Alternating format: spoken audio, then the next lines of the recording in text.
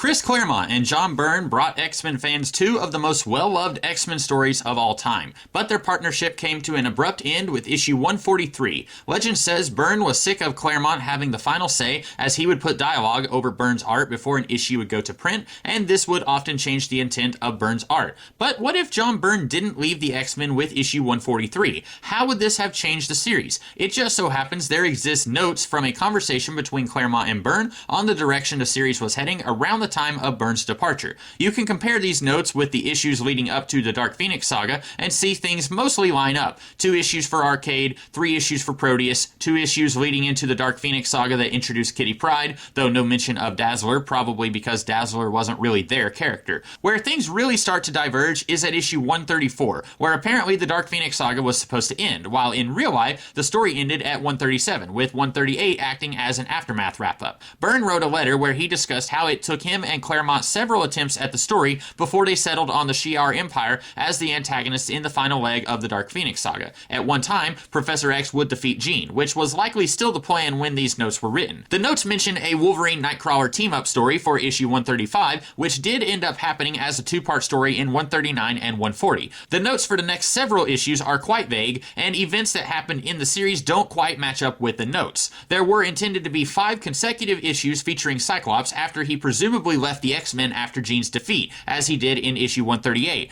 though I don't know how this would have fit with the original plans to not actually kill Jean. But the next time we saw Cyclops after he left the team was in issue 144, a one-off story where he fights Despair. Probably the most alarming thing to me in these notes is that there are no plans for the Days of Future Past story. This must have emerged when they had to extend the Dark Phoenix story by a few issues. The notes for 144 mention the Blob, who we did see in the new Brotherhood of Mutants in the Days of Future Past storyline. Skipping ahead to notes for 150, apparently Jean's defeat in 134 was only meant to be temporary, which John Byrne later verified on his forum years later. 150 would see Magneto team up with the returned Dark Phoenix. By the time 150 did roll around, Magneto was the featured villain, but no Phoenix in sight. What I really want to focus on is this little two-parter for 146 and 147, the death of Mariko and the death of Sabertooth. Mariko Yoshida was introduced in X-Men 118, where Logan first meets her and they begin a relationship. I've never thought very much of the character of Mariko. She always struck me as being very bland, basically just there to be Wolverine's girlfriend without any other dimension. So I was not the least bit surprised to see in back issue 4 that John Byrne said she was created to die. According to back issue 4 and the Comics Journal 57, the plan was for Logan and Mariko to get married in 146, and Sabertooth would come out of nowhere and severely wound Mariko, but wouldn't kill her. She'd be brain dead, Logan would pull the plug, then he would go after Sabertooth and, according to John Byrne, would kill him on screen, as attacking Mariko is apparently so severe that even Editor-in-Chief Jim Shooter could not have begrudged them allowing Wolverine to kill him in this way. I should explain some of the hostility between Claremont, Byrne, and Shooter. In X-Men 133, Wolverine attacked some grunts working for the Hellfire Club, and as far as Byrne and Claremont were concerned, he killed them. Jim Shooter later ordered that they return as cyborgs who survived Wolverine's attack, and so we see those guys again in X-Men 152, and later as part of Donald Pierce and Lady Deathstrike's Reavers. There were other instances of Shooter's air quotes interference that the creators didn't like, but this is likely what Byrne is referencing here. In 2011, on Shooter's website, he went into detail on his thoughts on when or if a superhero should kill. He said death should be treated seriously, and characters should not be so cavalier about killing, or else they might be protagonists, but they are not heroes. He mentioned Wolverine killing the Hellfire Goons, who, in his words, were not doing anything heinous and posed no threat to Wolverine.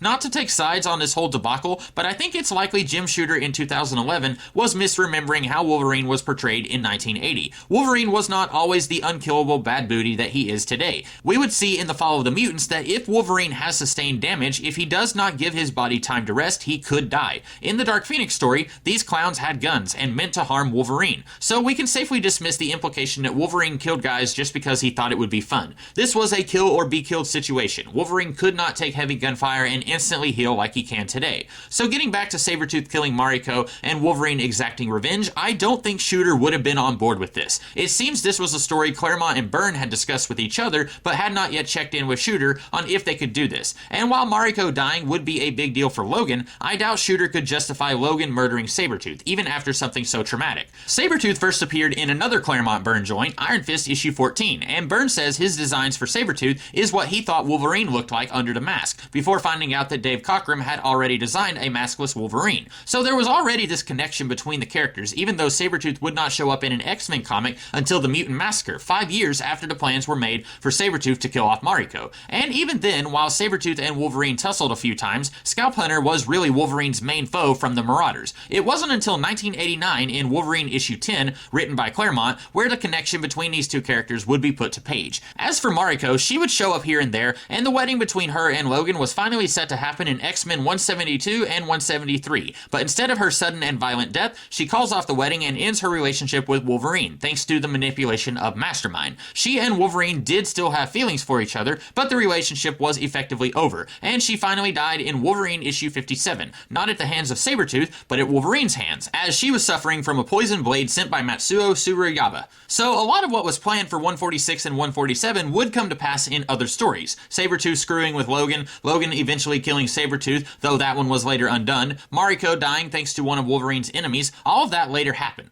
But if Shooter had been okay with this, would we have been better off with the story Claremont and Byrne had planned for these issues, or were we better off with how things played out? I don't think Mariko is handled very well in either scenario. A character who is intended to die should still be given the dignity of actually having a character, which Mariko doesn't. As Byrne claims credit for the introduction of Mariko, it's possible that with Byrne's departure from the series, Claremont had no interest in developing this character, so he let her sit in the background and eventually broke up her relationship with Logan. The idea that Larry Hama had in his Wolverine run that Mariko was trying to unite the Japanese underworld and put a stop to some of the crime her family was involved with is a pretty basic idea, but it's better than the nothing that Mariko had to do in the hands of Claremont. If she did have to die, I would have liked to have seen something like that before she went, and I think her dying in issue 146 would not have given her enough time to be developed. As for Wolverine killing Sabertooth, I think this would have been way too soon to kill him off. This would have been like Sabertooth's second appearance ever. While it took almost 10 years to get to a mysterious animosity between these characters present in the comics, I think it works better if you build it up over the years before Wolverine kills Sabertooth. Having some guy who X-Men fans wouldn't even know unless they had also read the Claremont Byrne Iron Fist stuff come in and kill Mariko just cuz,